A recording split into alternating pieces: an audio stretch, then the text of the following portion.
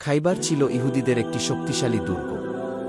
মুসলমানদের বিরুদ্ধে তারা ষড়যন্ত্র করছিল, তাই রাসূলুল্লাহ সেখানে অভিযান পরিচালনা করেন।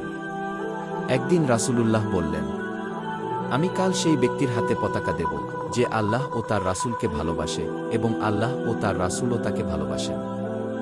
আল্লাহ তার হাত দিয়ে বিজয় দান করবেন। সাহাবীগণ তখন আগ্রহ নিয়ে অপেক্ষা করছিলেন, কে হবেন সেই ভাগ্যবান।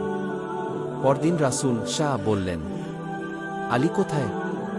তখন জানা গেল হযরত আলী রাত চোখের ব্যথায় কষ্ট পাচ্ছেন।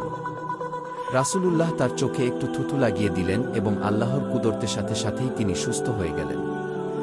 এরপর রাসূল তার হাতে যুদ্ধের পতাকা তুলে দিলেন। যুদ্ধের সময় হযরত আলী রাত অত্যন্ত সাহসিকতার সাথে লড়াই করলেন। তার সামনে আসলো এক বিখ্যাত যোদ্ধা মারহাব, যাকে বলা হতো খাইবারের সিংহ।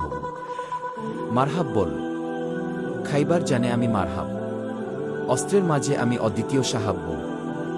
হযরত আলী রাত উত্তর দিলেন, আমি সেই যার মা রেখেছেন নাম আলী। আমি আল্লাহর তলোয়ার, যুদ্ধ আমার চলিগি। এরপর হযরত আলী রাত এক আঘাতেই মারহাবকে হত্যা করেন। এই যুদ্ধে তার বীরত্ব ও সাহস পুরো মুসলিম বাহিনীকে উৎসাহিত করে তোলে এবং মুসলমানরা বিজয় অর্জন